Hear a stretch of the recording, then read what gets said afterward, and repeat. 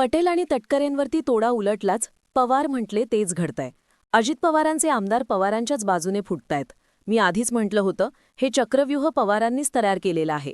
एकतर ते स्वतः त्या चक्रव्यूहात अडकतील किंवा मग सगळ्यांनाच त्या चक्रव्यूहात घेतील.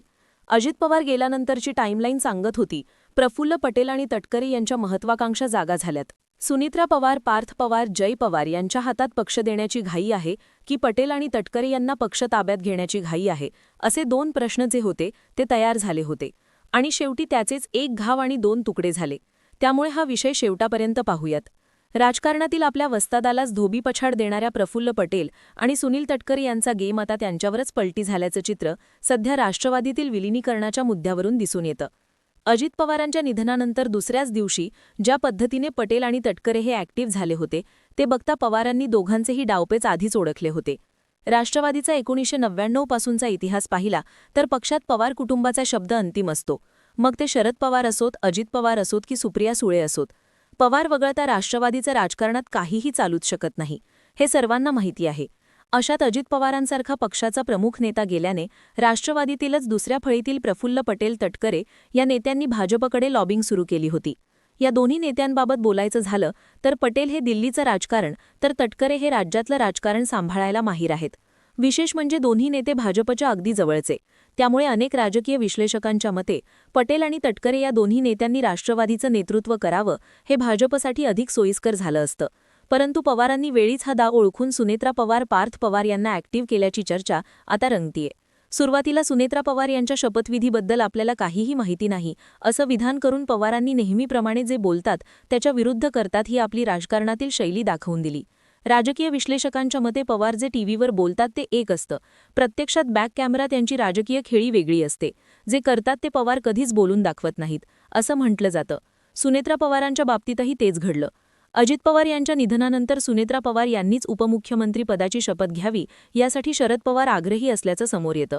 या माध्यमातून पक्षाचं सत्ता केंद्र पुन्हा एकदा पवार नावाभोवती केंद्रित होईल. शिवाय पक्ष सुनेत्रा पवारांच्या रूपाने त्यांना सर्वाधिकार असल्याचा थेट संदेश पक्षातील नेत्यांमध्ये जाईल. दुसरीकडे विलिनीकरणाच्या मुद्द्यावर थेट शरद पवारांना आव्हान देणारे पटेल आणि तटकरे यांची भविष्यातील कुरघोडी आत्ताच मोडून काढता येईल. अशा पद्धतीने पवारांनी एकाच दगडात अनेक पक्षी मारल्याची चर्चा आता राजकीय वर्तुळात होतीये. एकीकडे शरद पवार, पटेल, तटकरे यांना वेसण घालून असताना पक्षातूनही आता विलिनीकरणावर एक स्टेटमेंट येताना दिसतीये. अजित पवारांच्या पक्षात पटेल, तटकरे यांना विरोध करणारा एक गट आहे. आतापर्यंत हा गट सावध भूमिका घेत होता, परंतु आता हा गट देखील ॲक्टिव्ह झालाय. या गटाला पक्षाचं नेतृत्व पवार कुटुंबाकडेच हवंय. पवार कुटुंबाच्या व्यतिरिक्त शीर्षस्थानी कोणी बसण्याचा प्रयत्न केल्यास हा गट पुन्हा एकदा बंड करण्याची शक्यता नाकारता येत नाही. परंतु पार्थ पवार यांनी अजित पवार यांच्या निधनानंतर ज्या पद्धतीने शरद पवारांच्या गाठीभेटी वाढवल्या आहेत ते बघता पटेल तटकरे विरोधी गटाला हळूहळू बळ मिळू लागले. त्यामुळे राष्ट्रवादीच्या विलिनीकरणाबाबत हा गट सकारात्मक भूमिका घेत असल्याचं सुद्धा दिसून येतं. अजित पवार गटाचे आमदार नरहरी झिरवाळ यांनी उघडपणे आपली भूमिका मांडताना म्हटलंय की कार्यकर्त्यांची आणि आमची हीच इच्छा आहे की पवार कुटुंब आणि पक्ष पुन्हा एकदा एकत्र यावा. अण्णा बनसोडेही तेच म्हणतात, हसन मुश्रुफही तेच म्हणतात. विलिनीकरण झालंच तरच आपण आगामी निवडणुका ताकदीने लढू शकू, अशी ठाण भूमिका झिरवाळ यांनी व्यक्त केली आहे. पक्षातील तळागाळातील आदिवासी नेते म्हणून झिरवाळ ओळखले जातात. त्यांनी सुरुवातीपासून विलिनीकरणाची भूमिका देखील घेतली होती. दुसरीकडे अजित पवारांचे निकटवर्तीय किरण गुज्जर यांनी सर्वात मोठा गौप्यस्फोट करताना सांगितलं की अजितदादांच्या हयातीतच विलिनीकरणाची 90% बोलणी पूर्ण झाली होती. 12 फेब्रुवारी ही तारीखही ठरली होती. त्यांच्या या दाव्यामुळे तटकरे, पटेल यांच्या विरोधी गटामध्ये अस्वस्थता वाढल्याचं म्हटलं जातंय. हेच विधान शरद पवारांनी देखील केलं होतं. जयंत पाटलांनी देखील केलं होतं. अजित पवारांसोबत 8 ते 10 वेळा बैठका झाल्याचं सुद्धा सांगितलं गेलं होतं. आणि त्याचमुळे किरण गुज्जर यांच्या दाव्यामुळे अजित पवार गटात उघड 2 गट पडल्याचं दिसतंय. राजकीय महत्त्वाच्या बातमीव्यतिरिक्त मी तुमचे 2 मिनिट घेते. तुम्हाला वाटत असेल की श्रीमंत लोक त्यांच्या नोकऱ्यांमधून लाखो रुपये कमवतात. सत्य हे आहे की फक्त नोकरी करून कोणीही श्रीमंत होत नाही. ते त्यांचे उत्पन्न शेअर बाजारात गुंतवून पैसे कमवतात. परंतु बऱ्याचदा लोकांना कुठून सुरुवात करावी हे माहिती नसतं. म्हणून मी तुम्हाला मार्केट वुल्फ ॲपची ओळख करून देऊ इच्छिते. मार्केट वुल्फ ॲप ACBI नोंदणीकृत ॲप आहे जे भारतामध्ये वेगाने वाढतंय. येथील विश्लेषक तुम्हाला दररोज काय गुंतवणूक करायची हे सांगतात आणि ते सुद्धा मोफत. हे ॲप गुंतवणुकीसाठी योग्य आहे की नाही हे मी तुम्हाला दाखवते. बघा, सुरुवातीला तुम्ही इथे लॉग इन करून घेतलंय. फॉलो ट्रेंड्स वैशिष्ट्ये तुम्हाला रिअल टाईम ट्रेंड्स दाखवतं, ज्यामध्ये लोकांनी नफा कमवलाय आणि तुम्ही हे फायदेशीर ट्रेंड्स एकाच पॅकमध्ये ट्रेड करू शकता. हो, कोणताही अंदाज न लावता. हे पहा, मी फक्त फॉलो ट्रेंड्सवरती क्लिक केलं, ट्रेंड ठेवला आणि बस माझा ट्रेंड सुरू आहे. तुम्ही येथे खूप कमी गुंतवणूक रकमेसह ट्रेडिंग सुरू करू शकता. आणि ज्यांना मोठ्या नुकसानाची भीती वाटते त्यांच्यासाठी यामध्ये एक उपाय देखील आहे. इनबिल्ट स्टॉप लॉस हे फीचर एका विशिष्ट लेवलपर्यंत पोहोचताच आपोआप स्टॉप लॉस लागू करते, ज्यामुळे तुम्हाला जास्त नुकसान होण्यापासून थांबवते. बघा, नफा ट्रेंडनुसार वाढत होता म्हणून मी स्टॉक्स ट्रेंडवरती क्लिक केलं आणि फक्त 2065चा नफा बुक केला. मार्केट वुल्फ तुम्हाला मोफत शिफारसी देखील देतं. बघा, लोकांनी फेब्रुवारीमध्ये एका दिवसामध्ये 15,239, डिसेंबरमध्ये 33,512 आणि गेल्या संपूर्ण वर्षामध्ये 53,490चा नफा बुक केलाय. आणि मार्केट वुल्फ प्रॉफिटवरती कोणतं सुद्धा कमिशन घेत नाही. तुम्ही सकाळी 9 ते रात्री 12 वाजेपर्यंत या सर्व सुविधा फक्त 99 रुपयांमध्ये लाईफ टाईम वापरू शकता. मार्केट वुल्फ ॲपचे 2 करोडपेक्षा जास्त डाउनलोडर्स आहेत आणि लोक त्याद्वारे त्यांचे फायनान्शियल फ्युचर जे आहे ते सुरक्षित करत आहे. डिस्क्रिप्शनमध्ये लिंक दिलेली आहे आणि मी ती कमेंटमध्ये देखील पिन केलेली आहे. जा आणि चेक करा.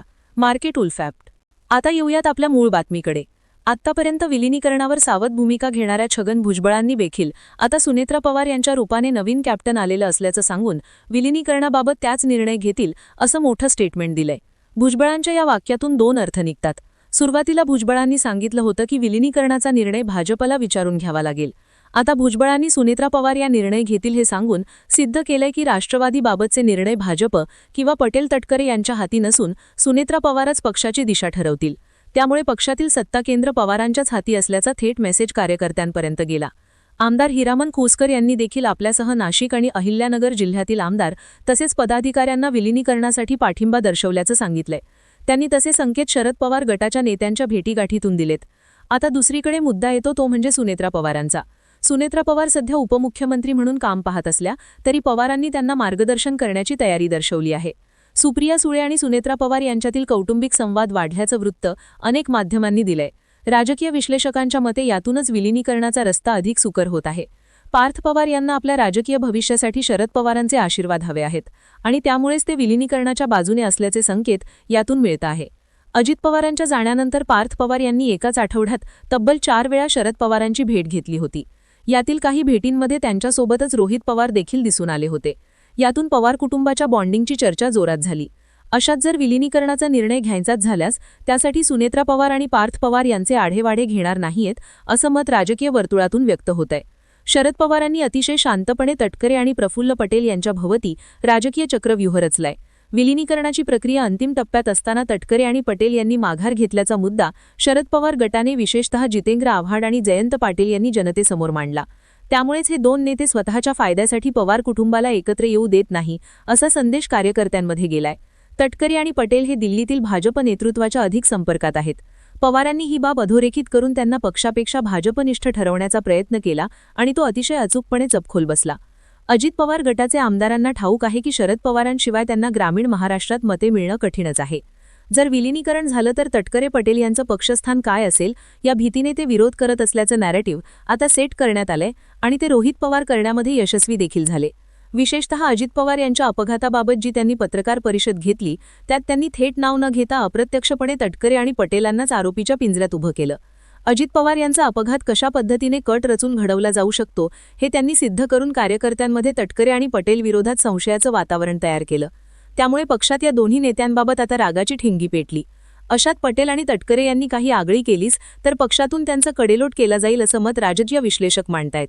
आधीच पक्षातील मोठा गट सुनेत्रा पवारांच्या नेतृत्वात शरद पवारांकडे परतण्यास तयार असल्याने हे दोघेही पक्ष एकाकी पडलेत. विलिनीकरणाच्या या प्रक्रियेत तटकरे आणि पटेल हे एकाकी पडल्याने दुसरीकडे भाजपची देखील आता गोची झाली आहे. कारण एकट्या तटकरे आणि पटेलांच्या जीवावर पक्ष चालवता येणार नाही. ते भाजपसोबत महायुतीत सहभागी होण्याची शक्यता सुद्धा जास्तीची वाटते. महायुतीत शरद पवार सक्रिय सहभाग घेणार नसले तरी त्यांची मार्गदर्शकाची भूमिकाही भाजपला जड जाणारी ठरणार आहे आणि त्यामुळे भविष्यात शरद पवारच पुन्हा एकदा राज्याच्या राजकारणात किंगमेकर होतील. पवारांचा अंदाज तंतोतंत खराब असतोय की मी म्हणजे पवार या भूमिकेशिवाय राष्ट्रवादी पूर्ण होत नाही. आता पटेल आणि तटकरे यांच्या विरोधात अजित पवार गटातच तयार झालेला दुसरा गट पवारच आमचं नेतृत्व आहे हे सांगू पाहतोय. पाहण्यासारखी ही सगळी घडामोड असणार आहे. या सगळ्या घडामोडींकडे तुम्ही कसं बघता कमेंटमध्ये सांगा आणि चॅनलला सबस्क्राईब करायला विसरू